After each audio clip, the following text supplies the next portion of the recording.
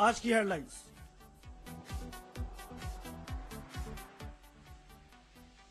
राहुल गांधी और नरेंद्र मोदी अंबानी की जेब में, केजरीवाल ने कहा। लालू और राहुल गांधी का छोड़ा साथ, अब रामविलास पासवान नरेंद्र मोदी के साथ। एन चैपल ने कहा, धोनी की कंडीशन है जैसे एक कंफ्यूज्ड प्रोफेसर टहलता है बगीचे में, कोहली को देनी चाहिए टेस्ट मैच की कैप्टनशिप। अफगानिस्तान में पुलिस चौकी पर हमला, 19 की मौत। और आमिर खान का शो सत्यमेव जयते में सबसे पहली कहानी बिहार से माउंटेन मैन की स्टार्ट होगा मार्च के पहले सप्ताह से। जी friends, first of all, I would like to extend my gratitude and the greetings to the listeners and all the panelists. Let me introduce our panelist. I have got Dr. Ghanshyam. He does not need any sort of introduction. We have got Dr. Kuldeep. First time he is joining us from the Punjab, Patiala. He is a professor. We have got Dr. Garish from Dehradun, Professor of History. We have got Dr. Sareen, but due to the technical problem, he's not with us. He will join us shortly as soon as the problem rectified. I have got Mahesh Bhai. He also does not need any sort of introduction because he is very famous with Punjabi TTS. He is the inventor and the architecture of that software. I welcome all. Thank you sir.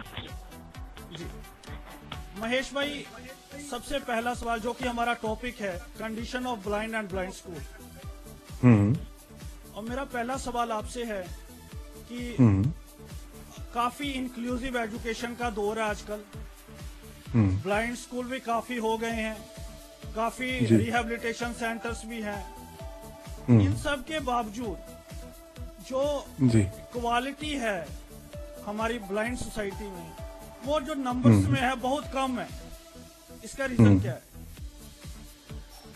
देखिए, हमें जोड़ के देखना होगा इस सारी बातों को पूरे भारतवर्ष के साथ। क्वालिटी ऑफ एजुकेशन कई मायनों में, मैं सभी में नहीं कहूंगा, कई मायनों में पिछले कुछ सालों में थोड़ा सा लेवल गिरा है। तो वही सब चीजें इधर भी हमारे पर्सपेक्टिव में भी दिखाई देंगी। लेकिन इधर एक खुशी की बात यह है कि काफी ज्यादा जो देख नहीं पाते उनके जो लोग हैं वो अब आगे आने शुरू हो गए हैं। क्वालिटी ऑफ एजुकेशन सुधरी भी है। अब रहा अलग अलग आइडियाज लाइफ में लिए जाते हैं, इम्प्लीमेंट किए जाते हैं। अगर वो कामयाब हों तो बेटर, नहीं होते तो वो फेलियर में चले जाते हैं। फिर नए आइडियाज उनको रिप्लेस करने के लिए सामने आते हैं।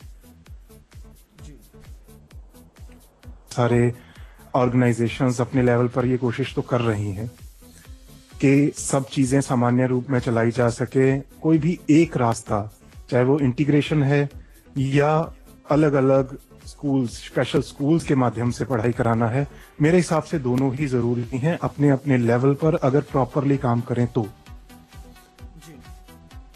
जी डॉक्टर घनश्याम जी, मेरा सवाल है आपसे, क्या आप संतुष्ट हैं जो ब्लाइंड इंस्टीट्यूट हैं, जो स्कूल हैं, जो उनका स्तर है स्टडी का, जो उनकी एडमिनिस्ट्रेशन, जो मैनेजमेंट है, क्या संतुष्ट हैं आप, जो काफी रिफॉर्म्स की जरूरत है?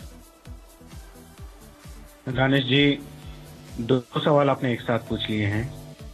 एक तो शिक्षा का जो स्तर है उसके बारे में, और दूसरा वहाँ के जो चलाने वाले लोग हैं उनके बारे में। तो मैं एक एक करके इन पर आना चाहूंगा। शिक्षा का स्तर जो है वो बिल्कुल भी संतोषजनक नहीं है। जहाँ तक मैंने नेत्रहीन के विद्यालयों को देखा है, मैं खुद भी उनमें पढ़ा हूँ और इस समय शिक्षक के तौर पर भी मैं उनसे कई स्तरों पर जुड़ा रहता हूँ। तो मैंने जो कुछ बातें नोट की हैं, ये जो मैंने कहा कि संतोषजनक नहीं है, तो इस मेरे पॉइंट को साबित करने के लिए मैं उन बातों को आपके सामने रखना चाहूंगा।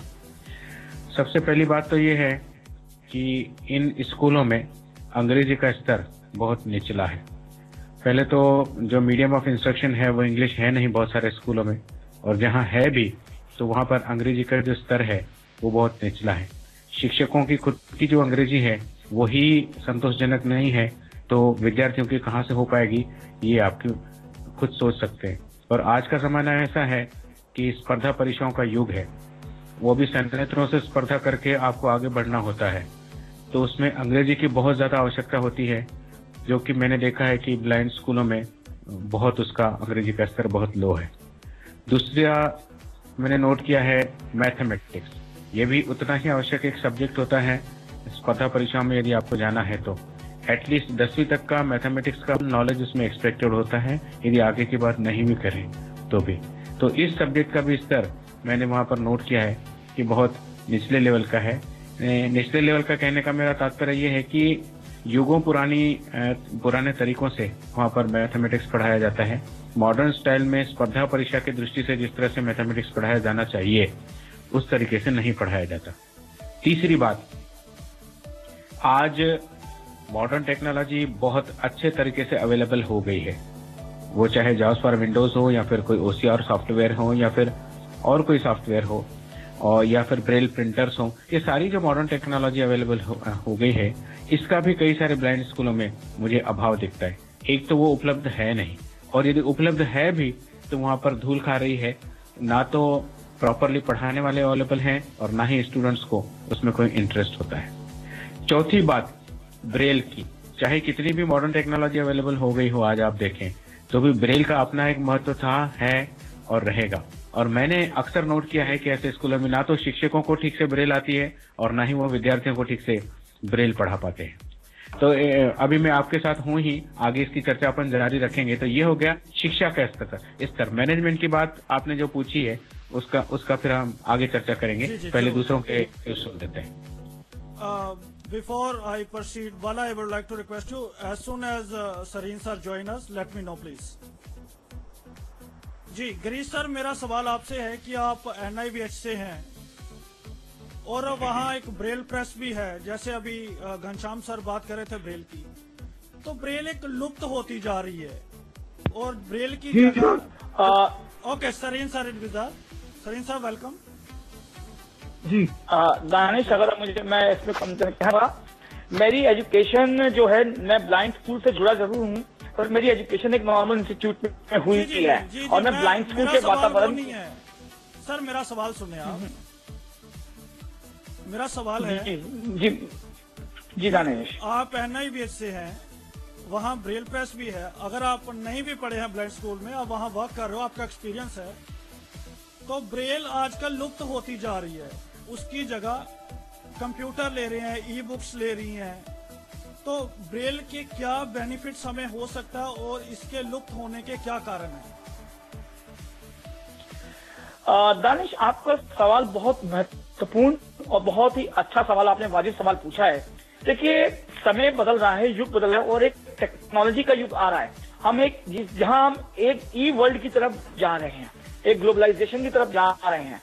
जहां तक मैं डॉक्टर घनश्याम से पूर्णतः एग्री हूं कि ब्रेल हमारा एक basic fundamental structure for blinds के लिए, एक रोड मैप के लिए स्ट्रक्चर है, परंतु मैं थोड़ा सा इससे डिफर करते हुए एक बात कहूंगा कि आज जैसे इंडिया के अंदर 1.4 मिलियन ब्लाइंड्स हैं और 1.4 मिलियन ब्लाइंड्स में से, चलिए मैं टेक्नोलॉजी तो दूर की बात है, मेरा प्रश्न उत्तर के अंदर ही एक प्रश्न है, इसमें से कितने लोग जो है उनको बेसिक इम्यूनिटी या बेसिक एक्सेस है ब्रेल के लिए ही। तो पहली जो चरण सीमा हमें कि हमें ब्लाइंड को उस धारा से जोड़ना है। जहां तक आपके प्रश्न की बात, आपका प्रश्न बहुत ही प्रासंगिक प्रश्न है कि आने वाले समय में क्या ब्रेल का कितना औचित्य या कितना महत्व है जब हम जो है ई वर्ल्ड की तरफ जा रहे हैं, यानी इलेक्ट्रॉनिक युग की जा रहे हैं।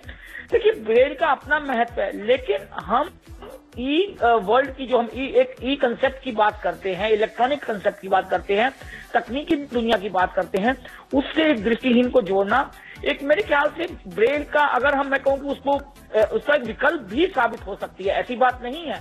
मैं ब्रेल महत्व को किसी भी आधार पे कम नहीं कह रहा हूं, परंतु मैं इस बात से भी डिनाई नहीं करता, इस बात से भी भिन्न नहीं रखता कि ई वर्ल्ड की जो इलेक्ट्रॉनिक सॉफ्टवेयर डेवलप हो रहे हैं वो ब्रेल के समकक्ष ही व्यक्ति को ले जा सकते हैं। परंतु उसमें एक प्रश्न चर्चा इस कार्यक्रम के दौरान करेंगे, उसकी एक्सेसिबिलिटी, उस पहुंच क्या वो दृष्टिहीन तक है या नहीं है। परंतु हाँ, जो ई युग आ रहा है वो भी ब्रेल के युग को से समकक्ष आ रहा है। मैं चुनौती तो नहीं कहूंगा, चुनौती शब्द ठीक नहीं होगा इसके परिप्रेक्ष्य में प्रयोग करने को, परंतु उसके समकक्ष एक अन्य विकल्प के रूप में और एक सार्थक विकल्प के रूप में सिद्ध हो रहा है। दानिश जी, थैंक यू। अच्छा डॉक्टर कुलदीप जी, आप काफी परेशान हैं जो ब्लाइंड स्कूल का सिस्टम है, तो क्या क्यों आप परेशान हैं इतना ब्लाइंड स्कूल से? क्योंकि ब्लाइंड स्कूल से बहुत सारे जो बच्चे हैं वो पढ़ के बाहर निकलते हैं और बहुत अच्छा नाम कमा रहे हैं और बहुत सक्सेसफुल हैं। हो सकता है कुछ परेशानियां, आपको क्या लगता है, मतलब क्यों इतने ज्यादा हर्ट हैं ब्लाइंड स्कूल्स के सिस्टम के साथ? सर सबसे बड़ी बात ये है, सबसे पहले तो मैं बहुत मतलब अच्छा फील कर रहा हूँ कि मेरे साथ इतने बड़े टैलेंटेड लोग बैठे हैं। मैं शायद सर, उतना आपको विचार रखे प्लीज, आई रिक्वेस्ट यू, क्योंकि हमें बहुत लंबी चौड़ी चर्चा करनी है।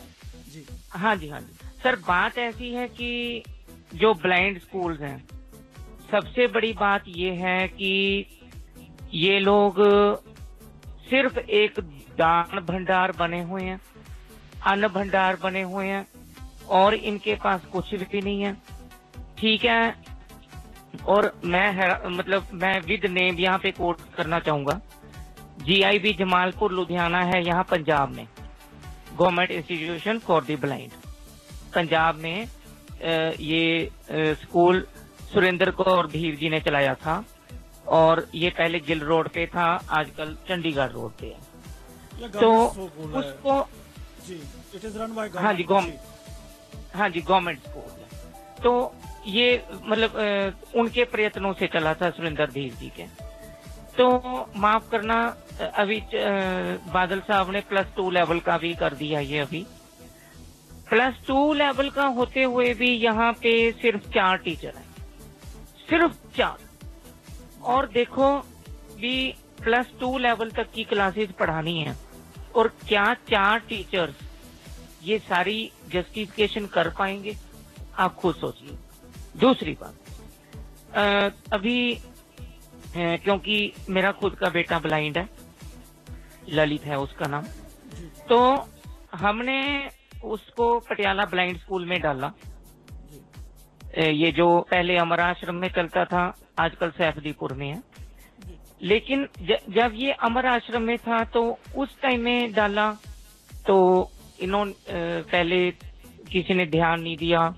चलो हम लोग करते रहे, मैं कभी जाता रहा, मिसेज जाते रहे, पूरा टाइम बैठते रहे। फिर उसके बाद हमने कोशिश की भी, चलो ठीक है छोड़ आओ, उसके बाद ले आएंगे टाइम पे। तो मतलब आप हैरान होंगे, हम देखते थे कि कभी ये इसके कपड़े सूसू में भीगे होते, कभी बहुत परेशान, मतलब कोई केयर नहीं, कोई कुछ नहीं, ये बैठा है। तो जी हाँ, तो हाँ जी तो हाँ जी इनका जो कहना है कि जो पोजीशन इन्होंने अभी बताई है कि ब्लाइंड की बहुत सारी प्रॉब्लम्स हैं, स्कूल में टीचर्स कम हैं, बच्चे ज्यादा हैं, उसके साथ साथ कि सर एक बात और भी है कि आज भी सोसाइटी में एक बहुत ही ज्यादा नंबर्स हैं हमारे ब्लाइंड भाइयों और बहनों के, जिनका जो जनरल व्यू आता है लोगों का कि ब्लाइंड को अच्छे से ड्रेसअप करना नहीं आता। ऐसा नहीं कि सभी की बात हो रही है, एक बहुत बड़ा पार्ट है, क्योंकि जो एक क्रीम होती है हमारे समाज की वो तो लेमलाइट हो जाती है, सबको दिख जाती है। लेकिन अभी भी बहुत सारी संख्या ऐसी है जिन लोग कंप्लेन करते हैं कि इनको अभी अवेयर नहीं है ड्रेसअप को लेके या प्रॉपर स्टडीज को लेके। मतलब इसके क्या रीजंस हैं प्रॉपर डेवलपमेंट के? देखिए, पहली बात तो ये कि शायद वो दिन सबसे बुरा दिन था जब जितने भी ब्लाइंड स्कूल थे उनको एजुकेशन से वेलफेयर मिनिस्ट्री के अंडर ले गए। जिस समय आप ये कहेंगे कि आप जो है अब कल्याण का हिस्सा है तो निश्चित आपको न्यूनतम पैसा दिया जाए। तो न्यूनतम पैसे का उपयोग कहाँ कितना यूज होना चाहिए वो एक डिबेट का मुद्दा है। मैं ये मानता हूँ कि विद्यालयों की स्थिति बिगड़ी है, उससे मैं इनकार नहीं करता। बिगड़ी क्या, मैं ये भी मानता हूँ कि बहुत से विद्यालय धीरे धीरे समाप्त प्राप्त हो गए हैं। लेकिन इन स्थितियों के बाद हम क्या कर रहे हैं ये सोचने का विषय है। बतौर पेरेंट्स, क्या कोई भी व्यक्ति सीधा गवर्नमेंट को अप्रोच कर रहा है या स्वयं ब्लाइंड? अगर मान लीजिए जीआईबी स्कूल में 4 ही टीचर हैं, क्या कोई उसके लड़ने को तैयार है? तो जब तक अपनी बात हम कहेंगे नहीं, कल्याण मंत्रालय तो कभी पैसा नहीं देगा। सर बात बहुत कही है, बात सबने कही है। हम अभी पीछे कहते आए हैं, ओपोज करते आए हैं और इस चीज को बोला भी है अभी। अच्छा आप चलो ये यहाँ पे पटियाला स्कूल में क्या है, ये लोग 5200 दे रहे हैं एक टीचर को। आज एक पीएनबी 10,000 रुपए से कम नहीं लेता है, तो 5200 में इनके पास कौन आएगा? ठीक है ना भाई, आप तो विचार सुन ले, वो आपका रिप्लाई करेंगे। महेश भाई, मेरा आपसे एक सवाल है। हाँ जी जी। कि हमारे जो स्कूल्स हैं उसमें क्या हम देख रहे हैं कि बच्चों की जो टेक्निकल प्रशिक्षण है वो बहुत रेयर है। जब बच्चा +2 पास कर लेता है उसके बाद कंप्यूटर पर आके अपने स्काइप के दोस्तों से वो सीखता है।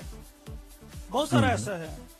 तो स्कूल्स में उनको ये या फिर कॉलेज में आके कंप्यूटर का नाम सुनते हैं, यार अब हमें सीखना है, क्योंकि कॉलेज में सिलेबस लेंथी होता है, ब्रेल में कम होता है।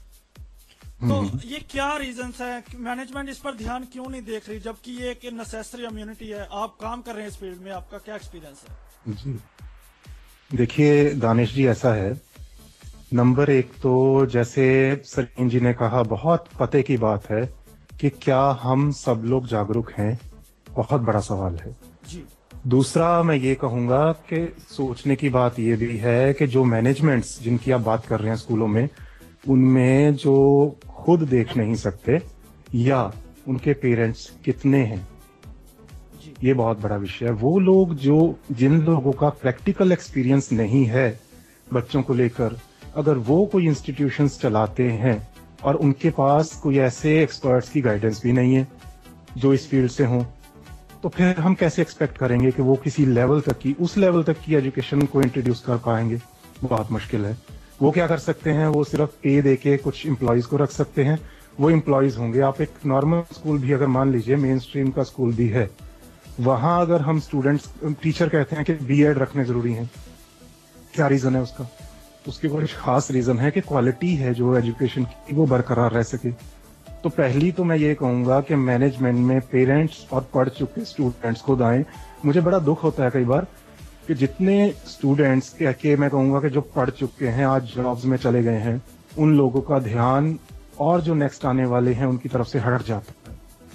ये बहुत बड़ी एक समस्या मैं कई बार देखा करता हूँ। और लेकिन जो मैं अपने इसमें ये है कि इंट्रोड्यूस हम ही लोगों को कुछ ना कुछ किसी लेवल पे करना पड़ेगा। आजकल गवर्नमेंट भी जो ठेकों पे रख रही है टीचर्स को, उनको भी मुझे लगता है 8-10 हजार से ज्यादा मिल रहा है। तो पॉसिबिलिटीज भूल जाए, 1000 की सैलरीज पे रखा जाएगा, जबकि इतनी सारी लाइन उनकी जगह लेने के लिए बहुत मुश्किल है। खुद ही करना, जैसे अभी मैं अपनी उदाहरण बता, रिसेंटली विजिट करना, बहुत ज्यादा काम अपने स्कूल का संभालना शुरू किया। उसमें सबसे पहले प्रॉब्लम थी कि आज भी हम ऑडियो कैसेट्स हमें चंडीगढ़ से मंगवानी पड़ रही हैं। तो मैंने अभी सबसे निकाल दीजिए ये ऑडियो कैसेट्स, प्लेयर्स, हम MP3 प्लेयर ले आए और वो इस बार की हमने सारी रिकॉर्डिंग कंप्यूटर्स पे कराई है। बच्चों को गाइड कर रहे हैं, वो भी खुश हैं और बच्चों साथ में इंक्लूड कर रहे हैं। तो हमें देनेज बनी रहे एक चमत्कारी सी दुनिया उनके लिखने की, वर्ल से एक ही सिस्टम को लेके घुमाते रहना बिल है। मान लीजिए बहुत सालों से, 200 साल से हमें सर्व कर रही है, ठीक है, लेकिन उसको छोड़ा नहीं जा सकता। इंपॉर्टेंट है ब्रेल, वो उसका बदल है, यूज करने पड़ेंगे कंप्यूटर के साथ। तो सर जो पॉइंट निकाल रहा हूं मैं कि सबसे पहले तो हम सब लोग सामने आ जाएं, बहुत जरूरी है। नंबर 2 ये है कि एजुकेशन में सब चीजें जो हमें आज प्राप्त हुई हैं उन बच्चों को अभी से क्यों ना दें, तो वो देंगे तो जरूर क्वालिटी ऑफ एजुकेशन इंप्रूव होगी ही होगी। ओके, थैंक यू महेश भाई। डॉक्टर घनश्याम जी, मैं ये जानना चाहूंगा कि हम आज बात कर रहे हैं ब्लाइंड की, पहले तो एजुकेशन, और मैं एम्प्लॉयबिलिटी पर और एजुकेशन, थोड़ा एम्प्लॉयमेंट पे आता हूँ। तो हमको जो जॉब मिलती है वो अंडर द रिजर्वेशन मिलती है।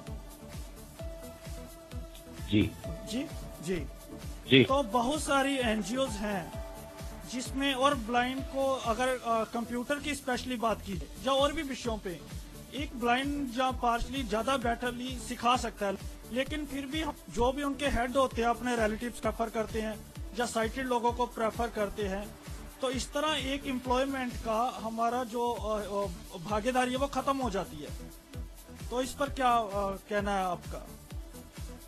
2-3 बातें कहना चाहूंगा। जहां तक ये सवाल है कि प्रबंधन जो है वो अपने रिश्तेदारों को रोज, तो ये केवल तो सारी दुनिया पर बात होती है और नहीं होनी चाहिए। तो इसको केवल ब्लाइंड स्कूल या ब्लाइंड स्कूलों के मैनेजमेंट पर केवल लागू करना ठीक नहीं है, ये तो कहीं भी नहीं होना चाहिए। दूसरा, मैं ये भी नहीं कहूंगा कि ब्लाइंड स्कूल के सारे टीचर्स जो हैं वो केवल ब्लाइंड ही होने चाहिए, ऐसा भी इसके भी मैं हक में नहीं हूँ। हाँ, ब्लाइंड टीचर्स होने जरूर चाहिए और उनके साथ कुछ लोग साइटेड भी होने चाहिए, लेकिन कुछ चीजें मैं यहाँ डॉक्टर जी, मैं यहाँ जैसे आपने साइटेड, क्या हम साइटेड की रिप्लेसमेंट हैंडीकैप से कर सकते हैं, फिजिकल हैंडीकैप से? कर सकते हैं यदि संभव हो तो ऐसा भी किया जा सकता है। नहीं जी, चलो हम कुलदीप भाई का विचार लेंगे, आप कंप्लीट करें। हाँ जी। तो नहीं, मैं दूसरे मुद्दे पर आ रहा था, ये हैंडीकैप से रिप्लेस किया जा सकता है या नहीं, इसकी हम चर्चा बाद में करेंगे। लेकिन कुछ साइटेड लोगों का होना बहुत जरूरी इसलिए होता है कि कई सारे पिकनिक ले जा रहे हैं, कोई प्रोग्राम का आयोजन जा रहा है, तो उसमें साइटेड हेल्प की बहुत ज्यादा आवश्यकता होती है। तो इसलिए कुछ साइटेड चेहरों का, कुछ साइटेड हैंड्स का होना वहाँ बहुत जरूरी होता है, एक। दूसरा, हर ब्लाइंड स्कूल में बच्चों की संख्या कम से कम 10 बच्चे या 15 बच्चों के पीछे एक कंप्यूटर इंस्ट्रक्टर का होना बहुत जरूरी है। और वो जो कंप्यूटर इंस्ट्रक्टर होना चाहिए वो कंपल्सरीली ब्लाइंड होना चाहिए, क्योंकि आपको स्क्रीन रीडिंग और OCR सॉफ्टवेयर की सहायता से बचता है, तो वो ब्लाइंड होना चाहिए। कंप्यूटर इंस्ट्रक्टर का होना सेपरेटली बहुत जरूरी है। जैसे आप बाकी के आपके टीचर्स हैं, उनको आपने रिस्पॉन्सिबिलिटी दे दी, आप कंप्यूटर भी पढ़ाइए, आप बाकी भी सब्जेक्ट पढ़ाइए, तो वो बड़ा सब गड्ढा हो जाता है। तो कंप्यूटर इंस्ट्रक्टर का होना एक ब्लाइंड स्कूल में मेरे हिसाब से बहुत, जैसे कला शिक्षक होता है, बाकी अलग अलग सब्जेक्ट के शिक्षक होते हैं, तो कंप्यूटर के लिए खास शिक्षक एक होना बहुत जरूरी है, मुझे ऐसा लगता है। जी डॉक्टर साहब, एक ब्रेल की, तो जैसे ये ई वर्ल्ड की जो बात कर रहे थे रवि गिरीश जी, तो ई वर्ल्ड बहुत अच्छा है, वो उसकी चर्चा सभी ने की है। लेकिन मुझे आप बताइए, ये ई वर्ल्ड केवल ब्लाइंड लोगों के लिए है? ये तो सारी दुनिया के लिए है। ई बुक सारी दुनिया पढ़ती है, इतने सारे ई बुक्स का करोड़ों में सेल होता है ई बुक रीडर्स का, तो ये सब ब्लाइंड लोग तो नहीं खरीदते। ये तो वर्ल्ड उनके लिए भी खुला है। पर अभी पेन पेंसिल कहीं गायब तो नहीं हो गई ना, पेन से लिखना बंद तो नहीं कर दिया ना लोगों ने, तो वही ब्रेल की भी स्थिति है। तो है आपको कंप्यूटर, आज भी आप केजी क्लासेस में जब जाते हैं तो एक्साइटेड बच्चे को आप कीबोर्ड थोड़ी ना हाथ में देते हैं, पेंसिल हाथ में देते हैं, ABCD सिखाते हैं, इसका ध्यान रखिए आप। जी डॉक्टर गिरीश जी, मेरा एक कॉमन सवाल है। मैंने 100 लोगों से बात की थी इस डिस्कशन से पहले, तो उन लोगों की जो एक कॉन्सेंस आया, उनका एक सवाल था कि आजकल क्या हो रहा है कि जब हम कुछ स्टूडेंट्स होते हैं, कांटेक्ट करना चाहते हैं हायर पर्सनैलिटीज से, तो क्या होता है जो वो हायर पर्सनैलिटी होती है या कोई सक्सेसफुल पर्सन होता है, खैर मेरा ऐसा एक्सपीरियंस नहीं, आप लोगों ने मुझे बहुत कोऑपरेट किया है, धन्यवाद।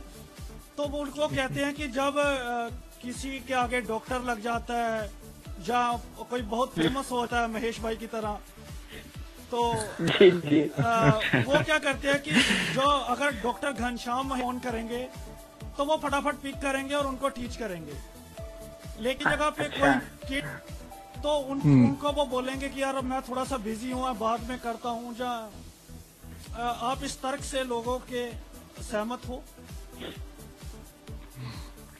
दानिश भाई, मैं आपके सवाल पे आने से पहले एक डॉक्टर घनश्याम मेरे और इंटरनेट फ्रेंड जो बात कर रहे थे, मैंने कभी ये नहीं कहा, पहली बात कि मैंने कभी भी नहीं कहा कि ब्रेल का अब महत्व है, पर मैं ये कह ब्रेल को इसके समकक्ष ई गवर्नेंस ई बुक जो आ रहा है, वो उससे एक साइटेड आदमी की लाइफ जो है ना रोड और आसान होती जा रही है, और उससे जो साइटेड नॉन साइटेड आदमी की जो जीवन है आसान हो रहा है, और उसको साइटेड दुनिया के साथ वो रास्ता जो लेन है ना वो वो साइटेड वाली दुनिया के साथ जोड़ देता है उसको। मेरा कहने का तात्पर्य था। अब मैं आपके प्रश्न पर आता हूँ। आप ये कहना चाह रहे हैं, देखिए मेरे अपने निजी अनुभव में ऐसा हुआ है कि ऐसा नहीं होता है। और हाँ, अगर मैं नॉन साइटेड हूँ और मेरे सामने कोई नॉन साइटेड व्यक्ति आता है और उसके पास कोई डिफिकल्टी है, तो कुछ ऐसी चीजें मैं बिना कहीं उसकी समझ जाता हूँ और उसकी हेल्प हो जाती है। आप, अगर मैं आपके प्रश्न से जो समझा हूँ कि एक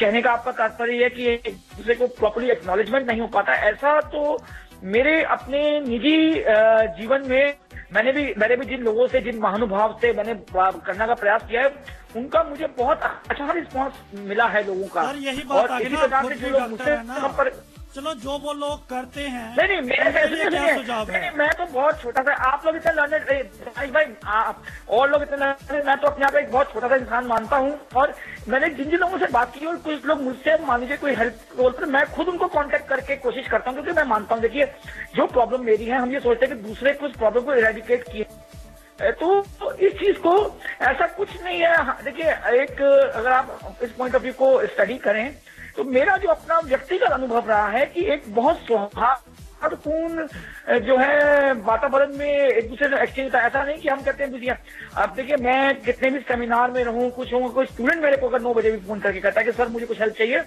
तो मैं अपने हर काम को छोड़ के मैं मानता हूँ कि मेरी मॉरल ड्यूटी है कि मुझे उसकी हेल्प करनी है। और कभी हमने इस चीज को नहीं सोचा, और मतलब इस चीज को तो ये चीज तो कभी हमारे मस्तिष्क में आई नहीं। हमने माना कि हमने जितना हमारे पास है उतना हमें दूसरों को बांटना, दूसरों को वो करना है, हमें औरों से सीखना है और आगे उसको जो है वितरित करना है। ये हमारा दृष्टिकोण होता है। हम इस डिस्कशन में लर्नर लोग बैठे हैं, उनसे मुझे हमें कुछ सीखने को मिल रहा है। दूसरा दानिश, मेरी आपसे रिक्वेस्ट है, आप सब सब्जेक्ट छू रहे हैं, लेकिन मेरी एक रिक्वेस्ट है कि आप इस डिस्कशन में कुछ लोगों ने मुझे कांटेक्ट किया था और वो चाह रहे थे कि इस सब्जेक्ट को भी छुआ जाए। जो प्रेजेंट ब्लाइंड्स के लिए बिल आ रहे हैं, जो 1995 डिसेबल एक्ट है और जो आज बिल आ रहा है, मैं चाह रहा था कि थोड़ा सा हम उसको थोड़ा सा छुएं। जरूर और मैं करीम सर में के साथ आऊंगा उसी बिल के ऊपर। तो दानिश मैं 1 मिनट इससे पहले लेना चाहूंगा। दानिश मैं आपका 1 मिनट और लूंगा आपकी आज्ञा से, कि कुछ लोगों ने मुझे इस संपर्क लोगों, मैं इस लोगों के साथ जुड़ा हुआ हूँ, कुछ लोगों के साथ इस में भी जुड़ा हुआ हूँ, जो चीजें ये मूवमेंट चल रहा है। देखिए अभी बात चल रही थी कि भाई गवर्नमेंट, वो बहुत सलीम साहब की बात काफी प्रासंगिक थी कि ये मंत्रालय के अंदर आया तब से इग्नोर हुआ। तो मैं तो कहूंगा कि अभी तक ये बिल पारित नहीं हो पाया। ये सलीम साहब की बात की पुष्टि करता है कि क्योंकि हम न केवल नेत्रहीन, हम विकलांग लोग किसी पार्टी के वोट बैंक नहीं है, तो आज हमारे साथ भेदभावपूर्ण व्यवहार होता है। आज हमारी रिजर्वेशन हमारी बात में पार्लियामेंट में ओबीसी, SC ST और महिलाओं को आरक्षण मिल सकता है, लेकिन विकलांगों को आरक्षण नहीं मिलेगा, क्योंकि विकलांग किसी भी दल में एक अल्पसंख्यक भी नहीं, वो तो वोट बैंक है ही नहीं, वो तो 3rd ग्रेड सिटीजन माना जाता है। वो तो हमें अपने राइट के लिए लड़ना पड़ता है और हम लड़ रहे हैं। देखिए यूनाइटेड स्टेट, आप RNIB की हालत देख लीजिए और NIBH की हालत देख लीजिए, जमीन और आसमान का अंतर है आज की डेट में भी। इसीलिए मैं ड्वेल कर रहा था कि हमें, बिल्कुल सलीम साहब ने सही कहा और घनश्याम जी से भी मैं एग्री करता हूं कि हमें अपने राइट्स के लिए लड़ना चाहिए। और मैं चाहूंगा कि आप थोड़ा सा इस सब्जेक्ट को छुएं, क्योंकि बहुत लोगों ने मुझे सब्जेक्ट पे कांटेक्ट किया और मैं भी लोगों के साथ, काफी लोगों से जुड़ा हुआ हूँ। तो दानिश भाई सर क्षमा करें, हमारा टॉपिक था कि कंडीशन ऑफ ब्लाइंड स्कूल, है ना? तो हम ब्लाइंड भी है, मैं माफी चाहूंगा आपकी बात काट रहा हूँ, मैं इसमें हमें कंडीशन ऑफ ब्लाइंड भी है। दानिश जी मैं ये कहूंगा कि पूरा डिस्कशन अगले सप्ताह इस बिल पर रख दिया जाए तो बहुत ज्यादा बिल्कुल ये ज्यादा बेटर रहेगा। तो please condition of blind school पे था हम लोग, तो बिल्कुल सही है आपने की आज सिचुएशन ये हो रही है सर कि मैनेजमेंट सिर्फ अपना फायदा देख रही है, ठीक है ना? अब क्या है, टीचर मतलब ऐसा नहीं है, कई ब्लाइंड स्कूल्स में एक्सपीरियंस टीचर्स भी हैं, ऐसा नहीं है, लेकिन वो क्या करते हैं, क्लास लेनी नहीं, गप्पे हाँकते रहना। जैसे मान लो ऊपर वाला कोई राउंड लगाने आया, फटाफट क्लास में चले गए, फिर से बाहर आ गए, ठीक है? तो इसमें माफी चाहूंगा कौन है परमिशन, एक बात की बात इनको कंप्लीट करने दें सर, उसके बाद आप बोलिए को कंप्लीट करने दें। जी कुलदीप। हाँ जी, तो आज क्या है कि कंडीशन इतनी पुअर है ब्लाइंड स्कूल की, हमने ये देखना है सबसे पहले हमारे पास ये होना चाहिए कि ब्लाइंड स्कूल्स कुल कितने हैं इंडिया में।